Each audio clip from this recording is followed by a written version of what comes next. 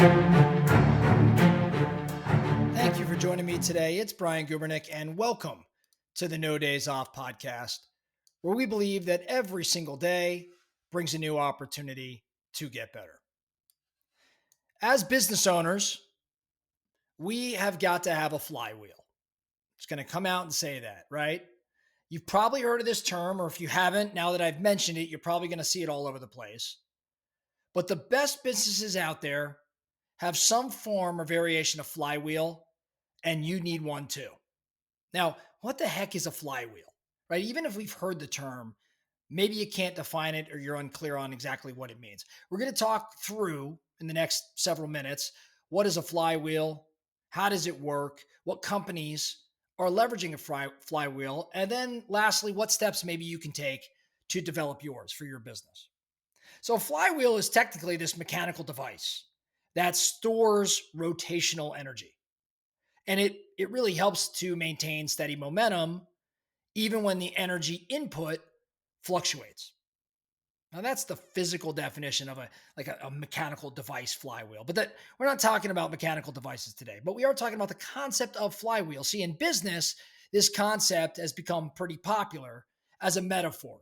And it's a metaphor for just building momentum in a company. The idea was first brought about by Jim Collins, who wrote the book Good to Great, and he describes in the book how successful companies build momentum gradually, like a flywheel that gains speed over time through consistent effort, and then eventually requiring less input to maintain its progress. So momentum's built, and now this circular flywheel is running.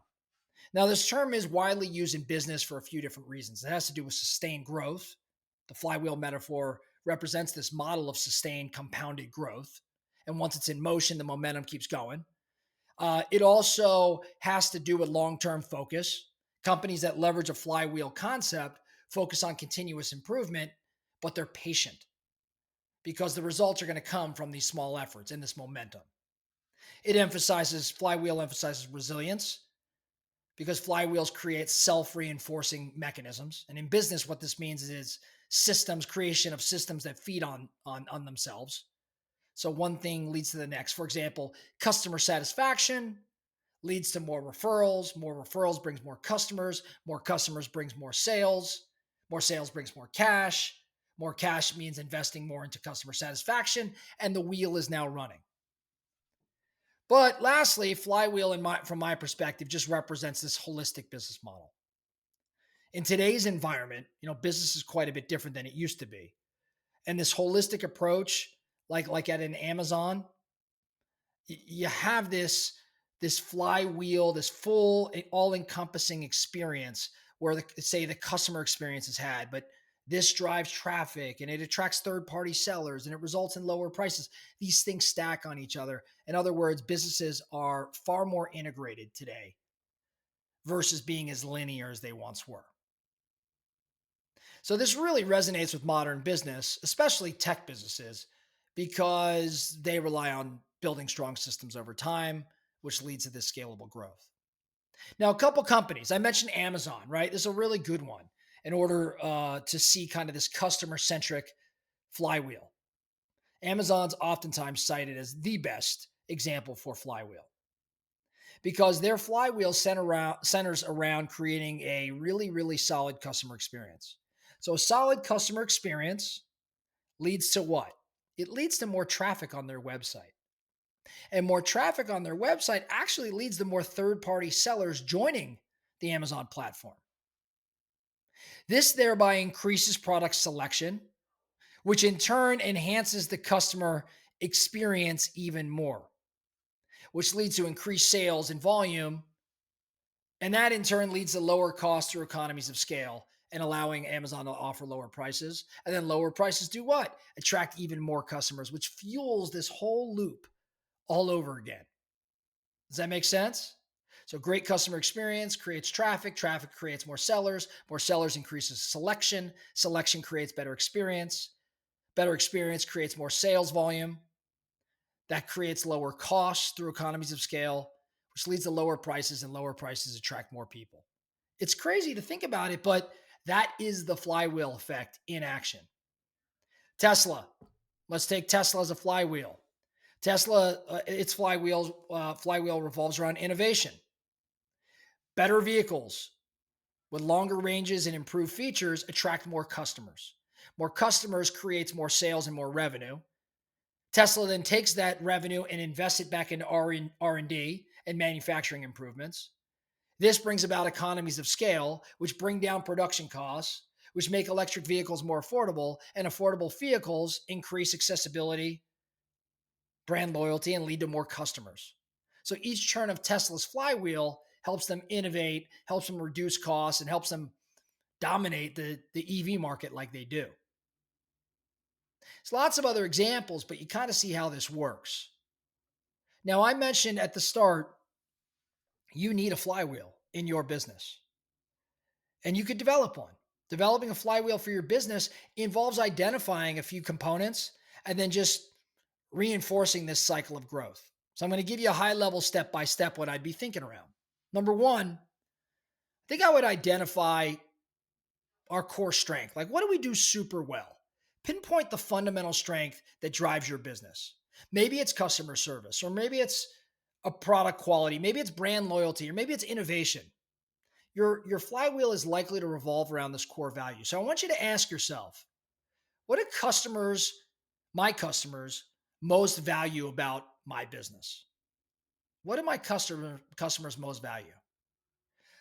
Second question, what activity or what asset gives my company, my business, a competitive edge, a competitive advantage? So, what do my customers most value? And what gives my business a competitive edge? This will help you identify your core strength. The next thing I want you to do is identify the key activities that feed into this strength. What are these things? Like, if it's, let's say, customer service is the core strength, what are the key activities that feed into this core strength? Maybe it's customer feedback, surveys. Maybe it's the way that you're delivering the service, in that the care that you're putting into the actual service itself. Maybe it's the efficiencies in which you operate. But you're measuring these things. These are the inputs, these are the activities. So again, if customer experience is your strength, maybe it's, what are the key activities that include customer service improvements? Or maybe it's faster delivery of the service or the product. Maybe it's more personalized or custom service, whatever it may be. You can see where I'm going with this. We got to figure out what are all the inputs to this core strength. Then I want you to determine the reinforcing factors.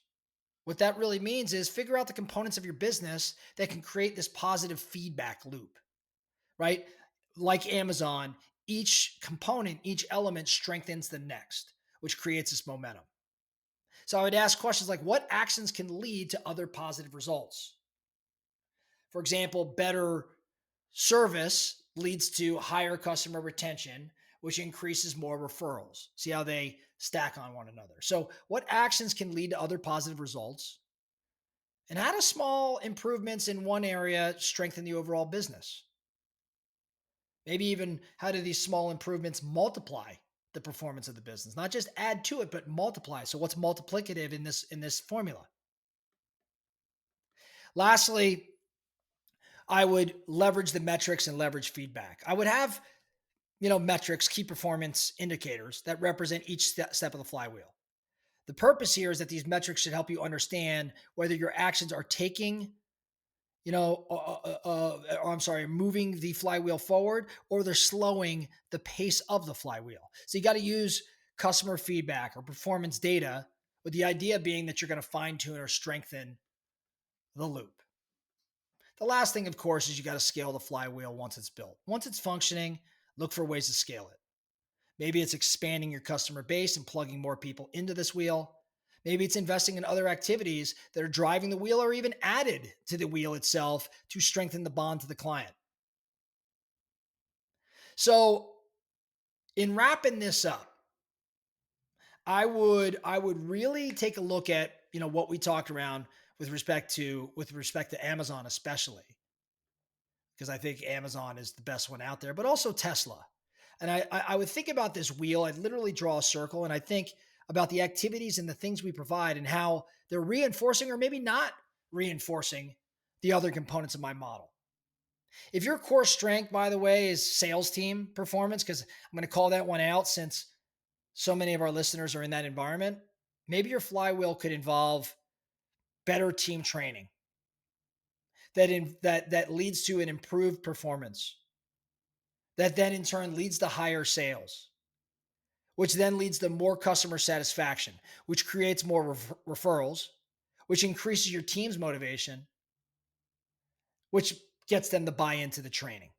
See the whole cycle there? That's just an example of sales team performance. That was your core strength, which I think many of you may be experiencing that, but are unclear as to exactly why. See how that wheel, that flywheel vantage point would influence or drive your business. So the focusing question, there are so many focusing questions in today's episode around each of these components. I'm not going to give you an additional one. What I want to challenge you to do though, is draw this out on a whiteboard and really, really think it through. Give it some time.